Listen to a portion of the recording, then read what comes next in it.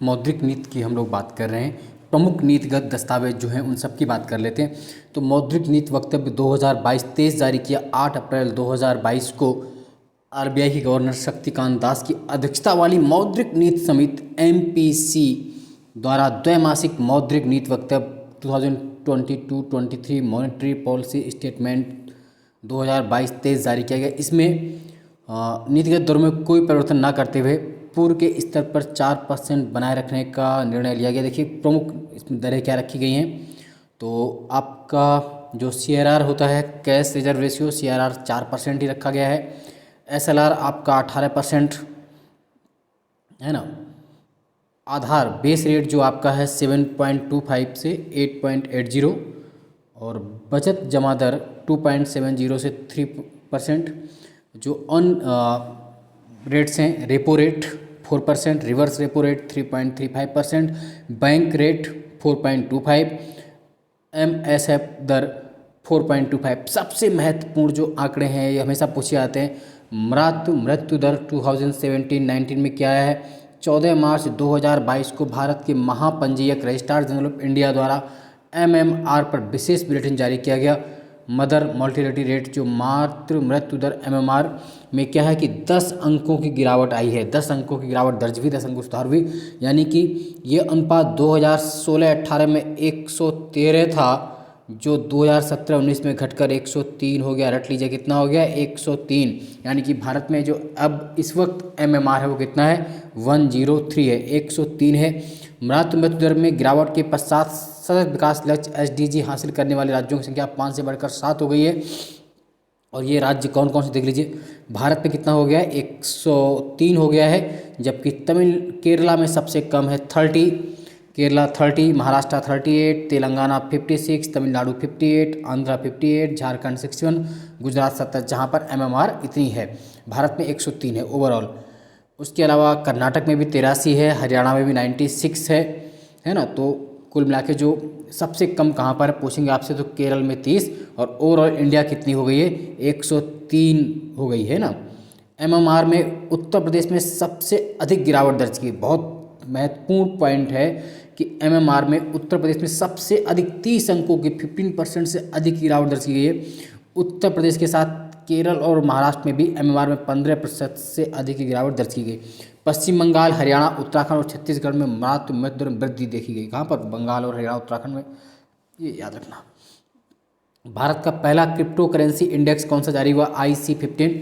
जनवरी 2022 में वैश्विक crypto super app crypto wire ने दुनिया के प्रमुख एक्सचेंजों में सूचीबद्ध 15 सबसे अधिक कारोबार करने वाले क्रिप्टो करेंसी के प्रदर्शन की माप एवं निगरानी हेतु भारत में नया क्रिप्टो इंडेक्स शुरुआत किया। इसको नाम क्या दिया गया है, पूछ सकते हैं। क्रिप्टो करेंसी इंडेक्स IC15 नाम दिया गया। भारत का पहला क्रिप्टो करेंसी इंडेक्स IC15 हो गया। कौन सा, IC15, तो गलत नहीं करना। एयरटेल पेमेंट्स बैंक को अनुसूचित बैंक का दर्जा दिया गया। किसे, एयरटेल पेमेंट्स बैंक को शेड्यूल बैंक का दर्जा दिया गया है। जनवरी 2022 में एयरटेल पेमेंट्स बैंक लिमिटेड को RBI द्वारा अनुसूचित बैंक का दर्जा प्रदान किया गया।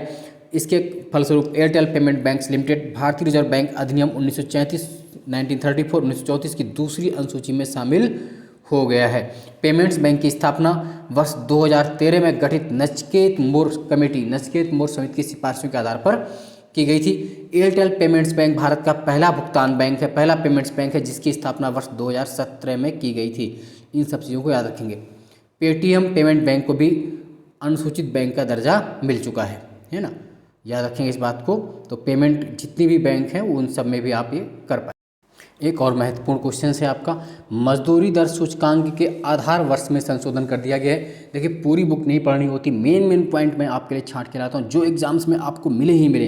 इसलिए आप बुक्स तो पढ़ते रहिए, लेकिन जो मैं टिक करवा रहा हूँ वो आप देखिए एग्जाम से, चाहे वो बिहार PCS हो चाहे UP, सब में आपको लाइन से मिलेंगे, कोई भी एग्जाम हो।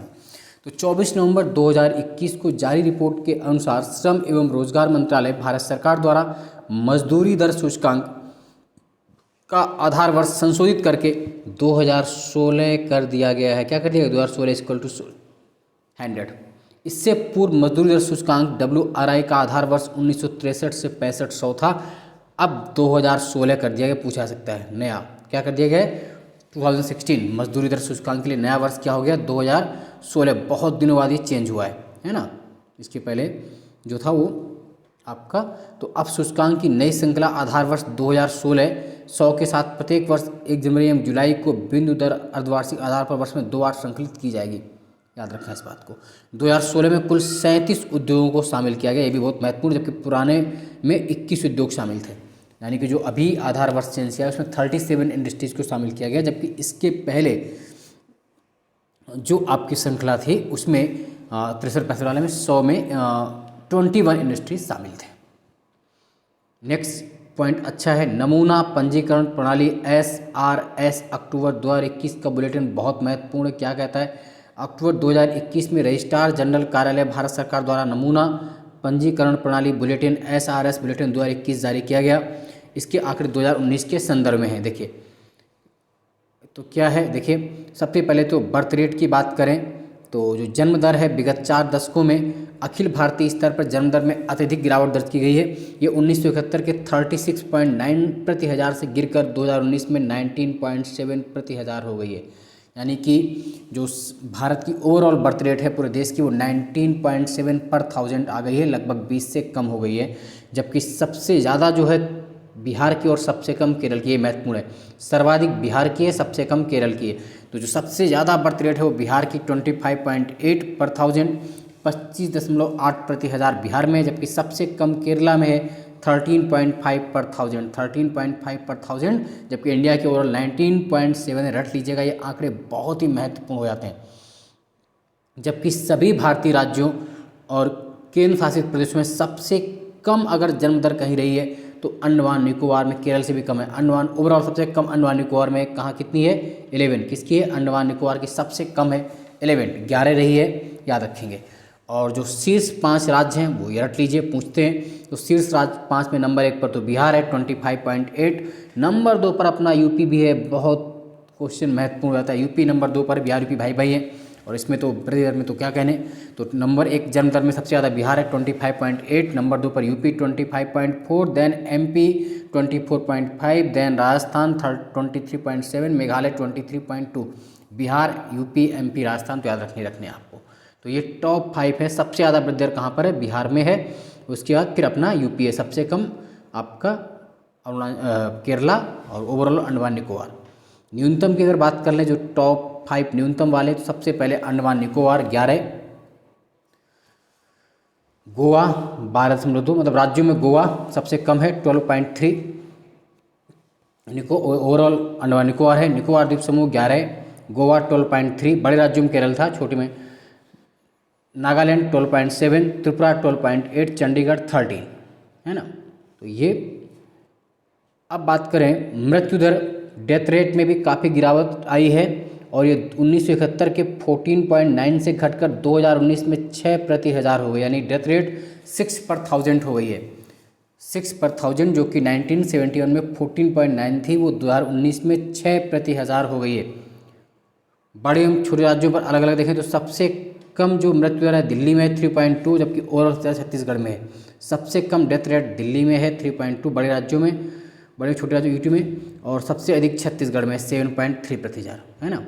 चलिए तो ओवरऑल बात कर लेते हैं। सबसे ज़्यादा शीर्ष मृत्यु दर कहाँ रही है भारत में, सबसे ज़्यादा डेथ रेट कहाँ रहा है 5 में, तो सबसे नंबर 1 पे तो छत्तीसगढ़ है 7.3, सबसे ज़्यादा डेथ रेट छत्तीसगढ़ में 7.3। उसके बाद उड़ीसा और केरल में भी है 7.1, यानी केरला नंबर 2 पर है डेथ रेट में, उड़ीसा केरल 7.1, फिर हिमाचल 6.9, फिर Puducherry 6.8। Chhattisgarh, Orissa, Kerala, Himachal, Puducherry top 5 death rate वाले स्टेट्स। और सबसे कम डेथ रेट अगर कहीं है मिनिमम डेथ रेट तो दिल्ली नंबर 1 पे है 3.2, दिल्ली के बाद नागालैंड, दादरा नगर हवेली और मिजोरम चंडीगढ़। दिल्ली 3.2, नागालैंड 3.5, दादरा नगर हवेली 3.7, मिजोरम चंडीगढ़ 4। राष्ट्रीय स्तर पर शिशु मृत्यु दर IMR भी घट गया है, तो IMR की बात कर लेते हैं। जो शिशु मृत्यु दर है आपका 2019 में प्रति 1000 जीवित जन्म पर 30 शिशुओं की मृत्यु, कितनी 1000 पर 30 हो गया है, जबकि 1971 में यही आंकड़ा 1000 पर 129 का था। यानी कि बहुत अच्छी प्रोग्रेस भारत की हो रही है, 1000 पर 30 है।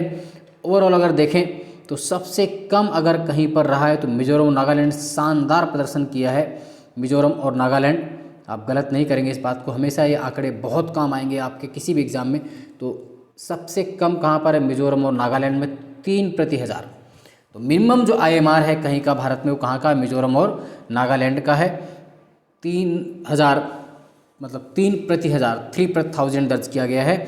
इंडिया का ओवरऑल 30 है, जबकि मिजोरम नागालैंड का 3/1000 है। और सबसे अधिक कहाँ का है, MP का है, सर्वाधिक MP का है 46,1000 है ना, 46/1000 MP का सबसे ज़्यादा टॉप पे है। सबसे कम आपका मिजोरम नागालैंड में है 3/1000, याद रखेंगे। तो जो टॉप 5 शिशु मृत्यु वाले राज्य हैं देख लीजिए कौन कौन से। नंबर 1 पे तो MP है आपका 46, देन UP 41, फिर असम छत्तीसगढ़ 40, उड़ीसा 38। तो सर्वाधिक जो चाइल्ड डेथ रेट IMR है जो आपका शिशु मृत्यु है वो MP नंबर 1 पे है 46 के साथ, UP 41 नंबर 2 पर, असम छत्तीसगढ़ और उड़ीसा अगले, तो ये है। और सबसे कम अगर बात करें तो अभी बता दिया मैंने नागालैंड और सिक्किम। तो सबसे कम नागालैंड और सिक्किम, मिजोरम और नागालैंड, मिजोरम नागालैंड दोनों में 3 है, मिजोरम नागालैंड 3, उसके बाद सिक्किम 5, केरल 6, अंडमान निकोबार 7। यानी कि मिजोरम और नागालैंड में सबसे कम IMR है 3, सर्वाधिक MP में है। अब बात करते हैं अगला, अकाउंट एग्रीगेटर नेटवर्क। सितंबर 2021 में देश में वित्तीय डाटा साझा प्रणाली, financial data sharing system, account aggregator network, ये नेटवर्क का अनावरण किया गया जो निवेश और ऋण के क्षेत्र में क्रांति ला सकता है। क्या है, अकाउंट एग्रीगेटर नेटवर्क है ना। ये भारत में क्या है, साथ ही ऋण प्रदाता एवं फिनटेक कंपनियों के लिए ग्राहकों की संभावित संख्या में अत्यधिक विस्तार ले सकता है। ये भारत में ओपन बैंकिंग की व्यवस्था शुरू करने की दिशा में पहला कदम है जो लाखों ग्राहकों को सुरक्षित एवं कुशल तरीके से अपने वित्तीय डाटा तक डिजिटल रूप में पहुंचने और इसे अन्य संस्थानों के साथ करने पर सशक्त बनाएगा। इसमें किसी व्यक्ति ने डाटा को साझा नहीं किया जा सकता है, याद रखेंगे इस बात को। और इसमें अगला है वित्तीय समावेशन सूचकांक, 17 अगस्त को जारी किया गया RBI द्वारा। फाइनेंशियल इंक्लूजन इंडेक्स, तो है ना, तो इसके लिए वार्षिक वित्तीय सूचकांक 53.9 है, जबकि 17 में 43.4 था। ये याद रखें इस बात को, इससे हालांकि बहुत ज़्यादा नहीं। अब हम बात कर लेते हैं कृषि एवं संबद्ध क्षेत्र जो बहुत महत्वपूर्ण है। तो सबसे पहले तो देखते हैं बागवानी फसलों का अग्रिम अनुमान लगाया गया कितना है।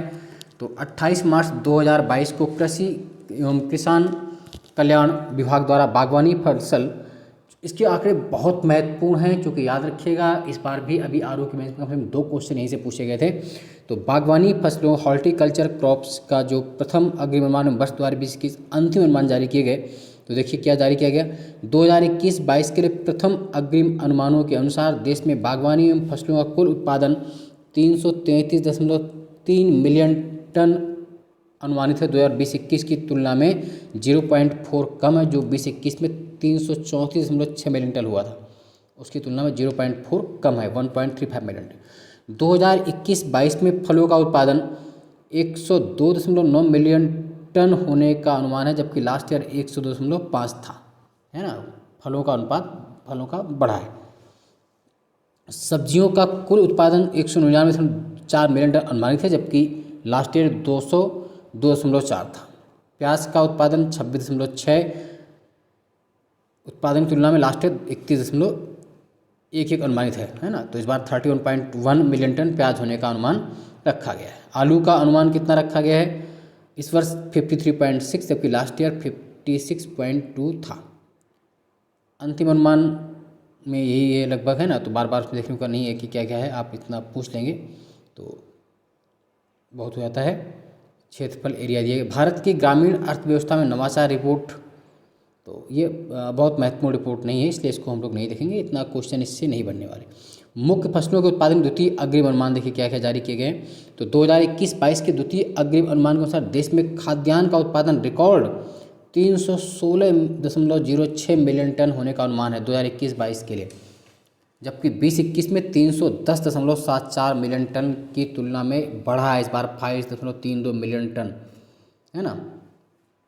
चावल का उत्पादन 127.93 मिलियन टन होने का अनुमान है 127.93, जो कि औसत उत्पादन 116.47 मिलियन टन की तुलना में अधिक है, कितना 11.49। तो तो 127.93 चावल का, जबकि गेहूं का उत्पादन जो अनुमानित है 111.32 मिलियन टन, 111.32, और औसत उत्पादन 103.88 मिलियन टन से 7.4 मिलियन टन, ये भी अधिक है, यानी रिकॉर्ड उत्पादन होना। दलहन का जो उत्पादन है वो 26.96 मिलियन टन अनुमानित है, जो कि औसत उत्पादन 2382 से 3.14 मिलियन टन अधिक, यानी सभी उत्पादन औसत से आपके पास क्या है, अधिक है। तिलहन भी 37.51। चलिए, मिथिला की मखाना को मिला जीआई टैग। दिसंबर 2021 में बिहार मखाना का नाम बदलकर मिथिला मखाना करने का आवेदन स्वीकार किया और इसको जीआई, जियोग्राफिकल इंडिकेशन, भौगोलिक संकेत दे दिया। कहाँ? मिथिला मखाना कहाँ का है? बिहार का। पहले इसको बोलते थे बिहार मखाना, अब इसको मिथिला मखाना बोलते हैं। ठीक है, तो ये मिथिला मखाना अगर आपसे पूछेंगे, इसी थी बिहार, पश्चिम बंगाल, मणिपुर, त्रिपुरा, असम, जम्मू कश्मीर, उड़ीसा, राजस्थान, एमपी, यूपी में होती है। बिहार देश के कुल मखाना उत्पादन में लगभग 80 से 85% तक का योगदान करता है, यानी कि सर्वाधिक मखाना कहाँ होता है? बिहार में ही होता है।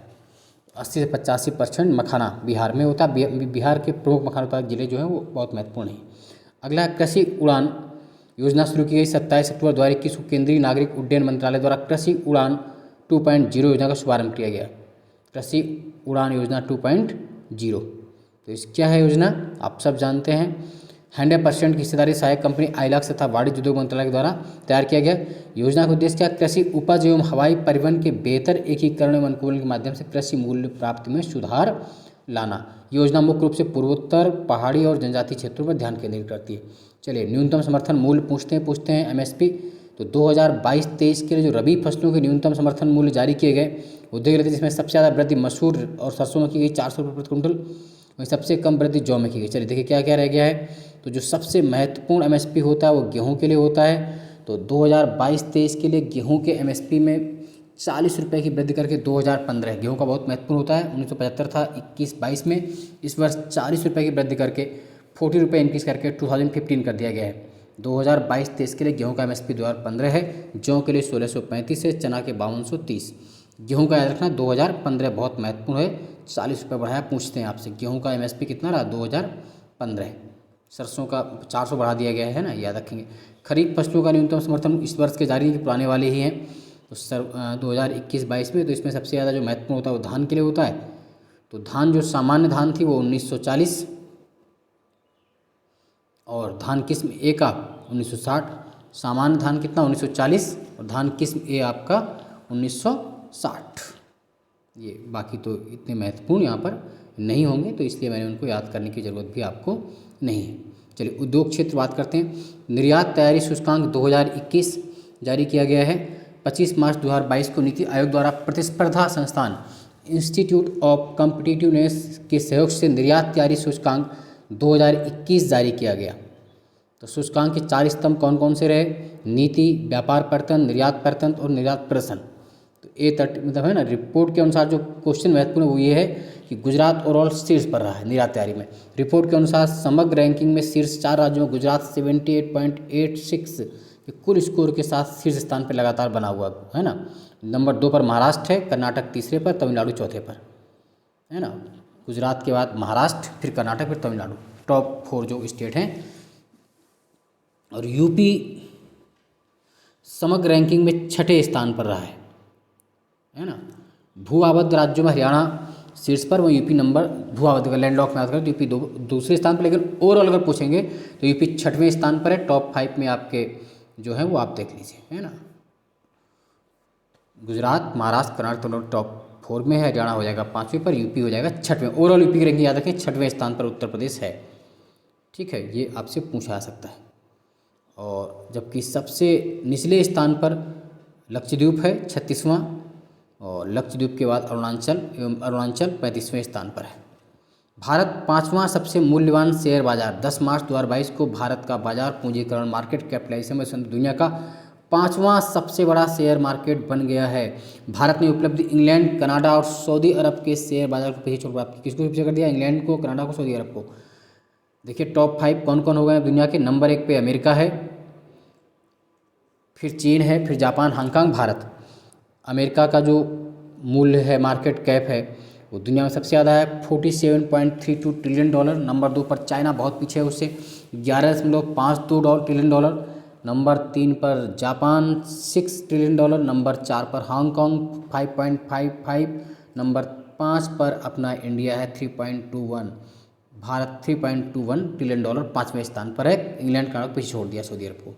लीड्स रिपोर्ट 2021 जारी की गई है ना, लीड्स रिपोर्ट लॉजिस्टिक रिपोर्ट्स, तो उसमें देख लीजिए क्या है रिपोर्ट में। तीसरा संस्करण था, तो ये जो 21 पॉइंट पर है, तो लीड्स सूचकांक में गुजरात, हरियाणा, पंजाब टॉप 3 में ये रैंकिंग पूछते हैं। तो नंबर 1 पे गुजरात है, फिर हरियाणा है, फिर पंजाब है ना। उत्तर पूर्वी और हिमालयी राज्यों में जम्मू कश्मीर शीर्ष पर था, और उत्तर प्रदेश, झारखंड था, उत्तराखंड ने अपनी रैंकिंग में सुधार जरूर किया है ना।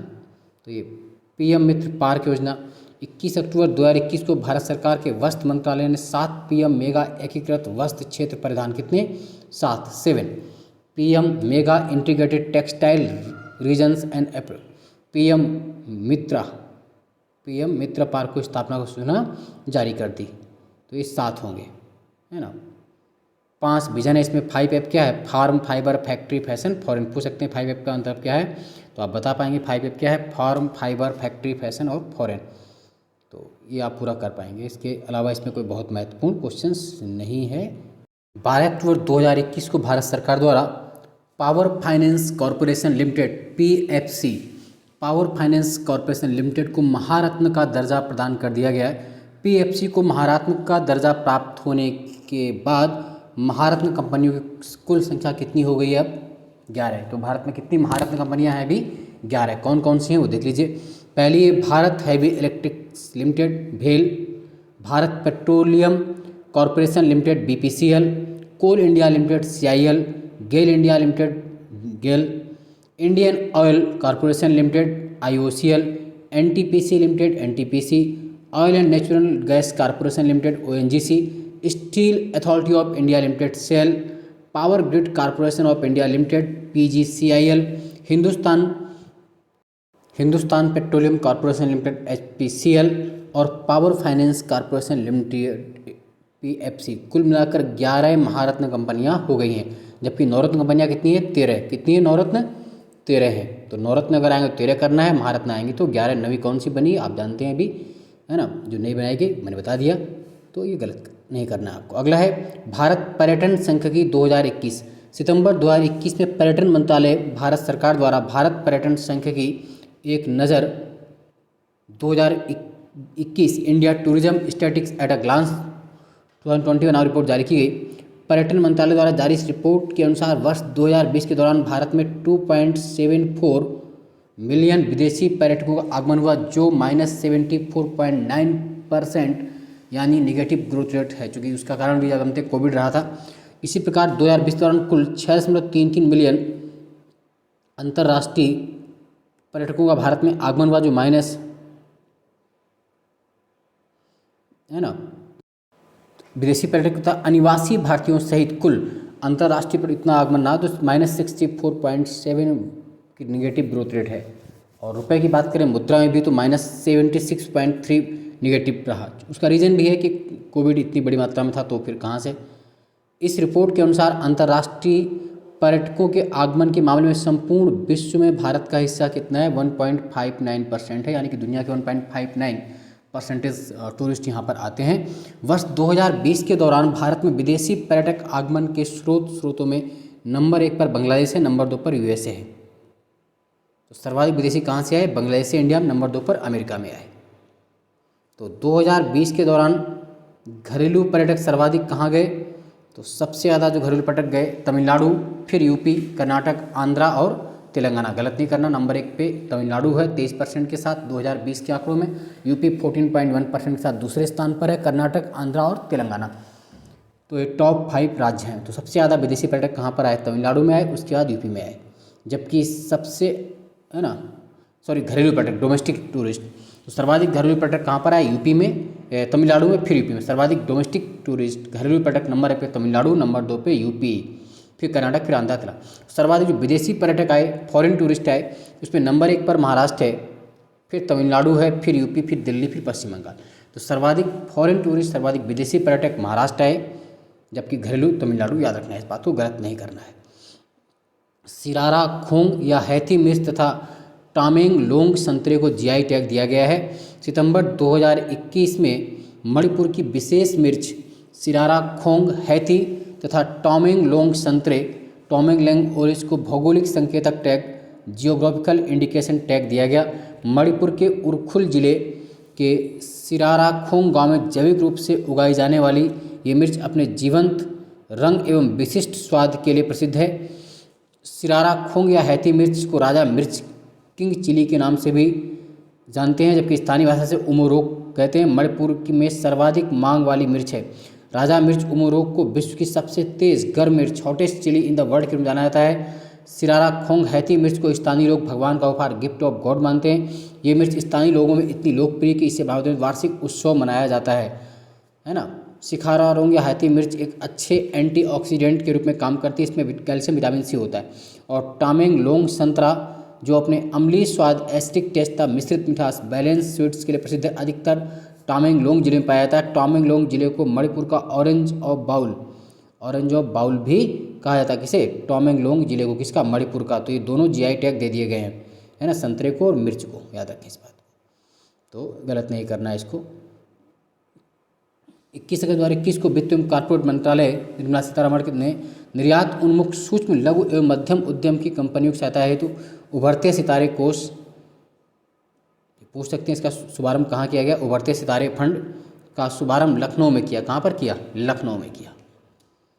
उभरते सितारे कोष एक वैकल्पिक निवेश कोष है। इस कोष का आकार 250 करोड़ रुपए से है, जिसमें 250 करोड़ रुपए का ग्रीन शू विकल्प शामिल है। ये बहुत महत्वपूर्ण पॉइंट हो जाता है एग्जाम के हिसाब से।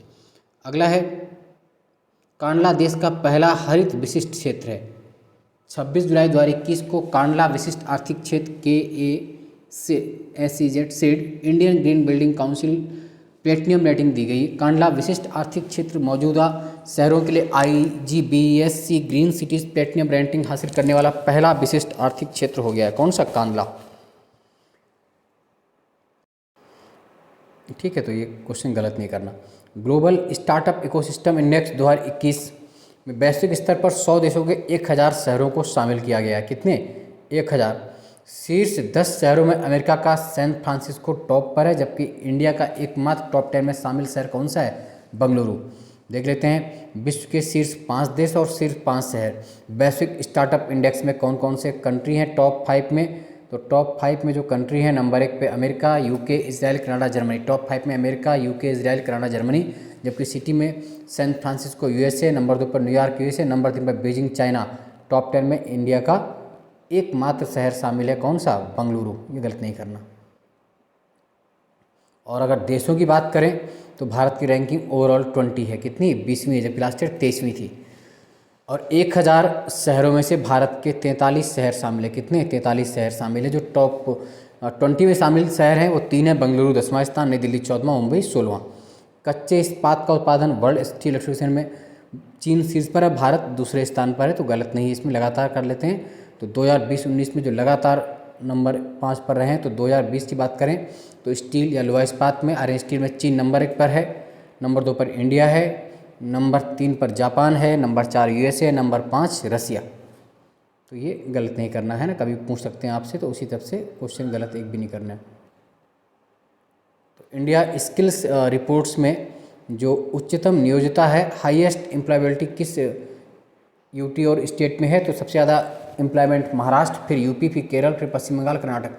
महाराष्ट्र, यूपी, केरल टॉप 3 में है। जबकि सिटीज़ की बात करें तो सबसे ज़्यादा हाईएस्ट एम्प्लॉयमेंट देने वाले शहर कौन है? नंबर 1 पे पुणे, फिर लखनऊ, फिर त्रिवेंद्रम।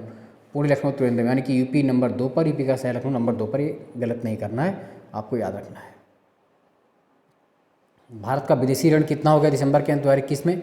तो भारत का विदेशी ऋण दिसंबर के अंत 2021 में 614.9 बिलियन अमेरिकी डॉलर, 614.9 बिलियन अमेरिकी डॉलर का रहा, जो सितंबर अंत की तुलना में इतना अधिक है।